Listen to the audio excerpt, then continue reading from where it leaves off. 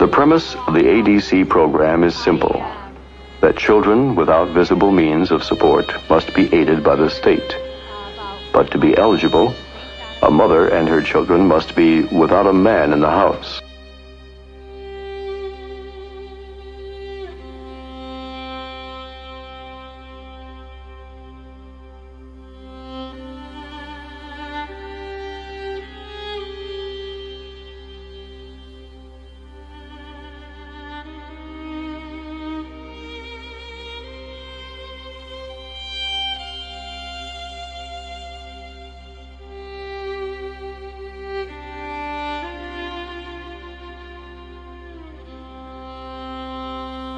Today, a hope of many years' standing is in large part fulfilled. The civilization of the past 100 years, with its startling industrial changes, has tended more and more to make life insecure. Young people have come to wonder what would be their lot when they came to old age. The man with a job has wondered how long the job would last. This Social Security measure gives at least some protection to 30 millions of our citizens who will reap direct benefits through unemployment compensation, through old age pensions, and through increased services for the protection of children and the prevention of ill health.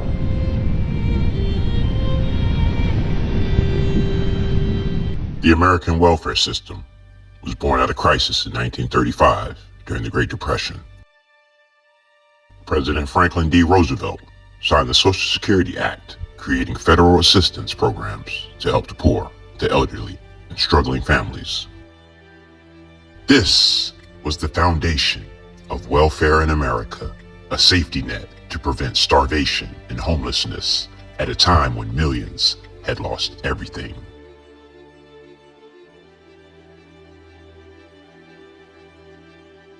But while the ideal was noble, the execution carried fingerprints of racism. In the 1930s and 40s, many black families worked as sharecroppers, domestics, or in agricultural labor. These jobs were deliberately excluded from Social Security and unemployment benefits, blocking a majority of black workers from receiving aid. From the very beginning, welfare was unequal. The most well-known branch of welfare was Aid to Dependent Children, later AFDC. Designed to help widows raising children, it was rooted in a vision of the white nuclear family. As more black mothers entered the program in the 1950s and 60s, the narrative shifted. What was once seen as help for struggling white women became stigmatized when black women began to benefit.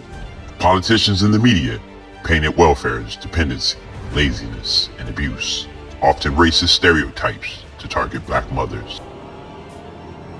By the late 1960s and 70s, as civil rights gains opened access to welfare, black families leaned on the system to survive systemic poverty, segregation, and job discrimination. But the cost was high. Welfare rules often penalized households if the man was present, forcing many families into the painful choice of breaking apart to receive aid. This became known as the man in the house rule, a policy that deepened the image of the absent black father and fractured the stability of black homes. The rise of ADC recipients in the last 6 years has been particularly dramatic among Negro families in the northern ghettos. Giving aid only when a husband is absent pushes the man out of the house. His presence is an economic hardship, and a whole class of women and children are growing up in the northern ghettos knowing neither husband nor father, only dependence on welfare. They didn't want the black man in the house because a combination of racist stereotypes, economic control, and social engineering. Policymakers and social workers operated on the belief that black men were lazy, unemployed, and if they lived at the home, the family didn't deserve aid.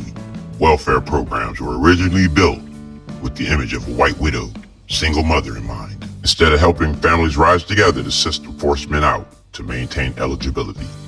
People on welfare have a right to a decent living in a rich country like America. And, like we can always, send charity overseas. And it's, for years, we've been in poverty as a country.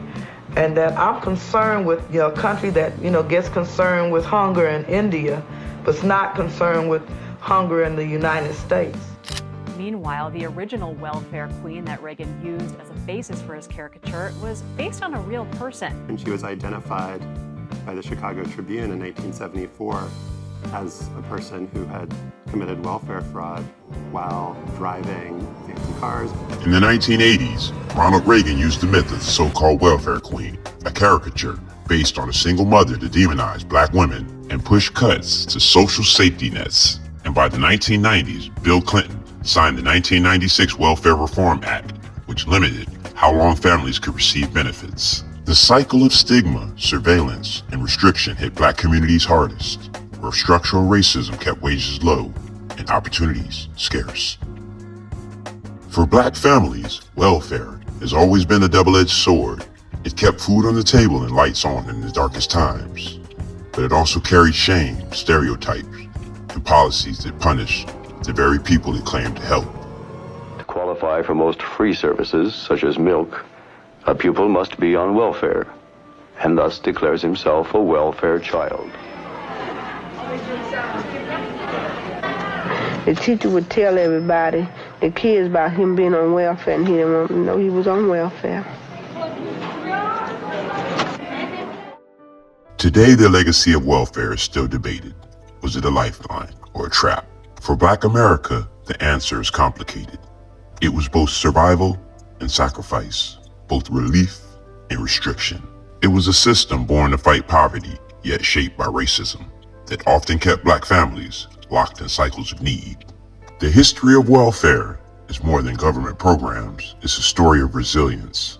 Black families took what little was offered and turned that into survival. And through it all, they proved that dignity cannot be defined by a system, but by the strength to endure it.